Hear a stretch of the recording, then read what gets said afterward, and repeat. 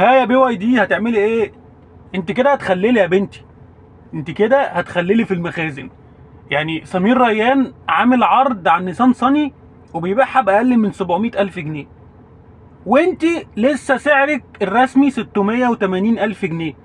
طب ما طبيعي الناس كلها هتروح تجيب نيسان صني. يعني اتفقنا او اختلفنا ان النيسان صني عربيه مثلا صاجها ضعيف، بس هي عربيه كفايه ان هي عربيه ياباني. يعني لما حد هيلاقي نفسه ب 700 الف جنيه بيجيب بي واي دي وب 700 الف جنيه بيجيب نيسان صني، طبيعي هيجيب نيسان صني.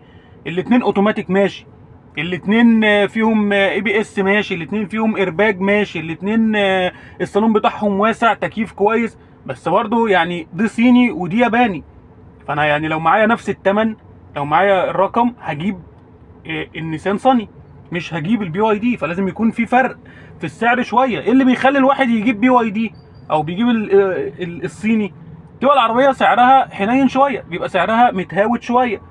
اي نعم هي عربيه محترمه البي واي دي وكل حاجه، وانا شخصيا معايا يعني عندي عربيه بي واي دي بس، وبحترمها وبحبها وعربيه كويسه، بس مش لدرجه ان هي والنيسان صاني والاكسنت ار بي هما الثلاثه يبقوا فئه واحده في نفس السعر. يعني غبور عامل خصم او عامل عرض على الاكسنت ار بي ب 600 حاجه و80 الف جنيه. فانت لما تلاقي ب 600 حاجه و80 الاكسنت ار بي اسمها هونداي غبور، يعني ما فيهاش كلام بقى.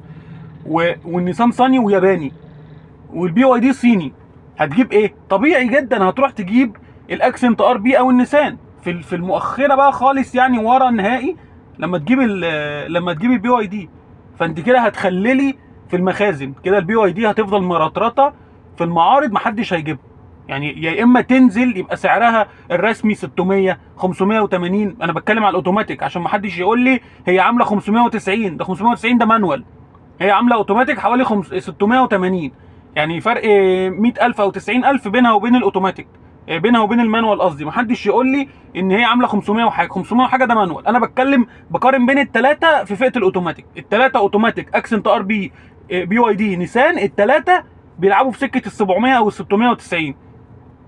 فانت هتيجي تقارن، لا يا باشا انا هجيب اكسنت ار بي، لا انا مش عاجباني ار بي هجيب صني.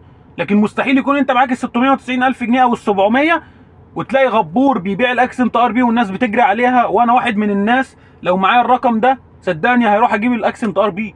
سوري يعني مش هجيب صني ولا هجيب بي واي دي صيني، هجيب الاكسنت ار بي. كفايه ان هي هونداي. هتقول لي تقفيل مصري، هقول لك كفايه ان هي هونداي، كفايه ان هي ار بي. هي عربيه محترمه وعربيه كويسه الار بي، حتى لو تقفيل مصري عربيه كويسه، عربيه نازله فاميه، عربيه كويسه، عربيه صالونها الى حد ما كويس، قطع غيرها منطوره، ليها وكيل اللي هو غبور. عربيه من 2011 في الشارع، معموله من سنه 2011 واحنا في 2024 ونبقى داخلين على 2025. يعني عربيه تبقى ليها 15 سنه في الشارع، يعني بقى لها 15 سنه ليها قطع غيار في الشارع، وبقى لها 15 سنه ليها قطع غيار جديده واستيراد ومرطرطه. هي عربيه كويسه، عربيه محترمه جدا وانا بحبها. لو انت مش عاجباك الاكسنت ار بي هتروح تجيب النيسان صني ان 17، عربيه تكييفها حلو وعاليه عن الارض وموتورها شديد وصالونها واسع وشنطتها واسعه، عربيه عائليه من الاخر. لكن مش هتروح تجيب بي واي دي، مش هتروح تجيب بي واي دي بالثمن ده مفيش فرق بينهم خالص. يعني الثلاثه بنفس الثمن، مفيش الفرق اللي يخليك تقول لا انا هروح اجيب بي واي دي. يا عم دي صيني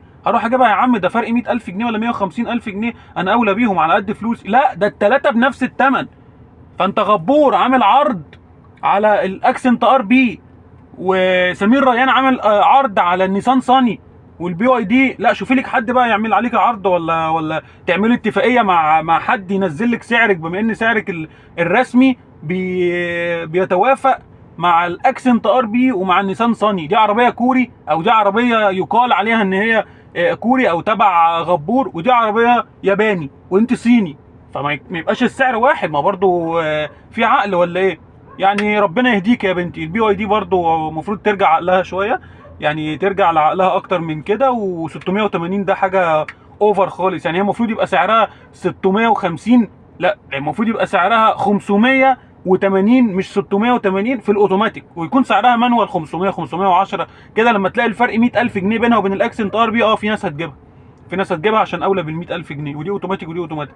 لكن الاثنين بنفس السعر، ده عبط. ده كل الناس هتجيب الار بي، كل الناس هتجيب النيسان صاني، ومحدش هيبص خالص على البي واي دي. وهتتظلم الفتره الجايه، هتشوفوا ان البي واي دي محدش بيبص عليها. يعني ما ينفعش. ما اروحش انا احط مثلا يعني اجيب التفاح والمانجا واحطهم مثلا جنب العنب ولا المشمي. لا، التفاح ده لا هو يعني فاكهه ليها رونقها. لما تلاقوا الثلاثه بنفس السعر اكيد الناس كلها هتجيب تفاح وتجيب مانجا ومحدش هيبص للعنب، مع احترامي يعني للثلاث انواع من الفاكهه.